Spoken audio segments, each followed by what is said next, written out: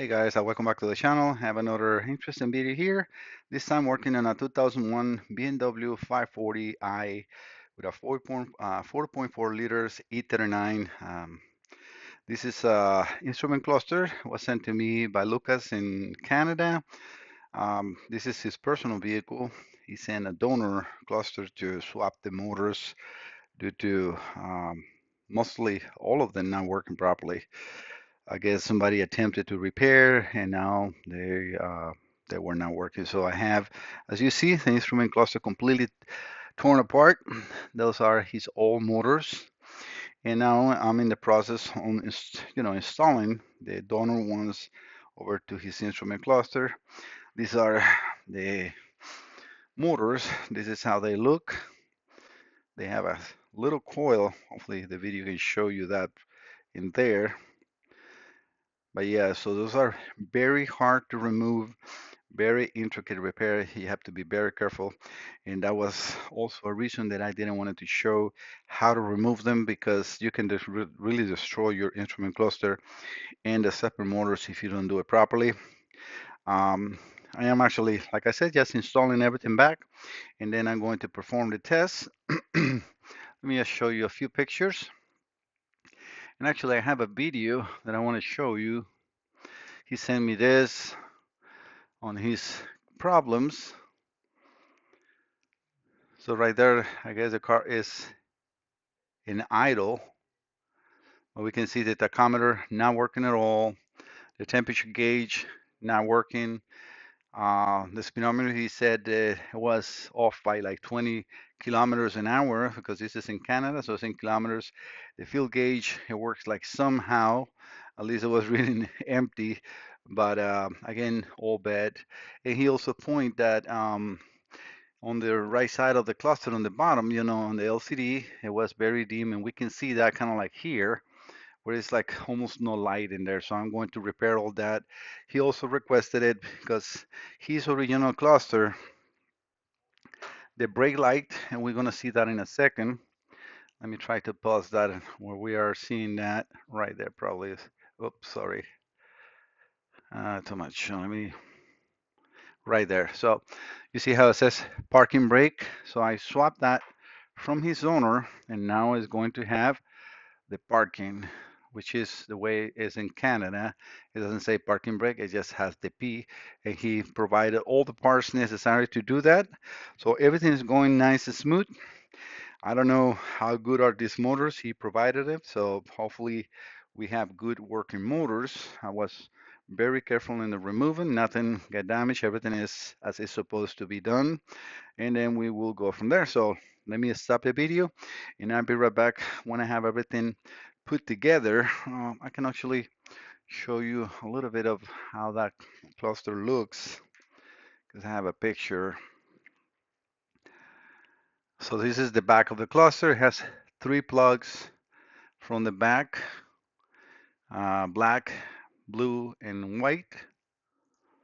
This is the front of the instrument cluster, and we can see how his at the beginning shows parking brake or park brake, and he has paint the needles red, and I'm going to put those, that's the way he likes it, so I'm going to leave it just the way they are. This is the back of the instrument cluster, so you get to see at least how it looks.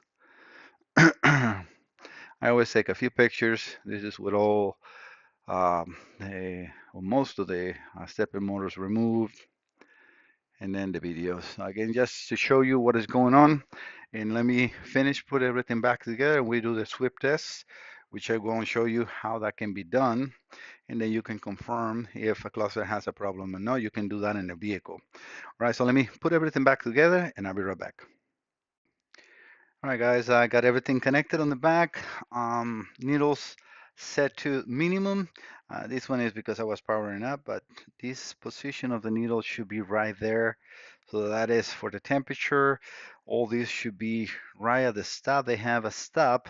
Let me just make sure I put my glasses. Give me 1 sec. All right, so what I was saying, so this one, again, is big. It has a small spring, but you will see it working in a second. So this one has a stop, a stop, a stop, and these ones are kind of like in the position that you see here. So but we're going to check, make sure the needles and everything is working good. So powers and grounds, I have two pictures, so I make it as easy as possible for you. Pin 16 and P15 on these Y connectors are power, and all we need is one ground and pin 10. Then on the other side of the cluster, on the black connector, we need two more powers on pin 11 and pin 7. Pretty simple, right? All right, so let me power this up.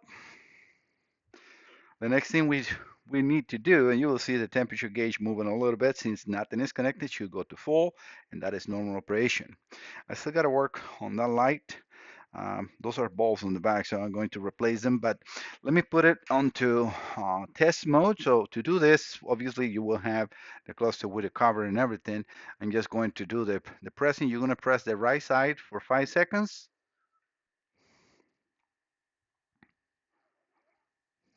All right, so this is going to test. Now we got to go to test 2. So we press it one more time, and then we press the other side. Let me switch hands. One time, and that's going to do 2 sweep tests. One to maximum, and then the tachometer will stop around 6, and that is normal. And I think this one around the full. Again, that's normal operation, but we want to make sure that they're all moved to full, and we're seeing that. All right, so that is perfectly. All right, gotta check the fuel gauge again. Make sure it's going to maximum, which I don't think it is. All right, let's do that one more time because this is what is important, and this resetting these needles is a problem. All right, look like all of them except for this one is reaching the maximum. So let me recheck that. All the lights, we can see that everything is working good. So that is not a problem. So let me recheck this fuel level 1 second. All right, guys, as you can see now, the minus 40 is completely bright. Definitely just burn balls. I have actually, those are very common for Audi, Volkswagen, and BMW. The brand is Osram, and they come with the socket and everything in here like that. So these are the old bolts. But yeah, everything is now working 100%. All right, guys, I decided to put it all together and show it to you with the covers and everything like that. He can see his cluster working together, and you will see now the parking light when is set for that. But now you can see nice and evenly all the readings, right? So again, we're going to press this for 5 seconds. All right, we'll press it one more time to go to test 2, and then do the test by pressing this one time. You can see now all the lights. Oh, the parking brake light doesn't come on. I guess it's a different test. It was probably just an input that has to be pushed. Well, I guess, sorry, Lucas, you're gonna have to try that one in the car. But the light was working good, so that is something I'll have to like probably, because if you go into different tests, that will check different things on the cluster, and when you press like lock on, so we are not going to mess with that one. So let's go to test 20, and you can unlock it. Oh, it's lock on, so we cannot do that. I can unlock it with the big number, which I'm not sure if I have. Let me just see this. Let me see. I think I might have it. So what you need to add is the last 5 digits of the instrument cluster big number. Um, so let me just add those. So 97, so 16, 19, 25. So we're going to 25, and we're going to unlock it here. We're going to go to 25, which is the unlock code for this cluster.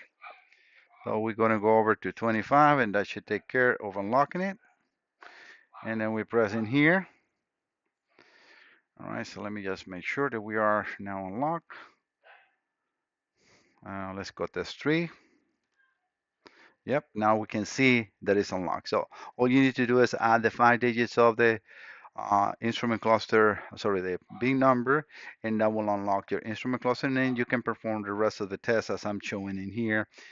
We have to, you see, like it's going to show us a lot more information when you unlock completely your instrument cluster, and you can perform all this, and then you can go over to test 4, right? And then press the left side, and that is going to tell us different things. Again, we can press in here.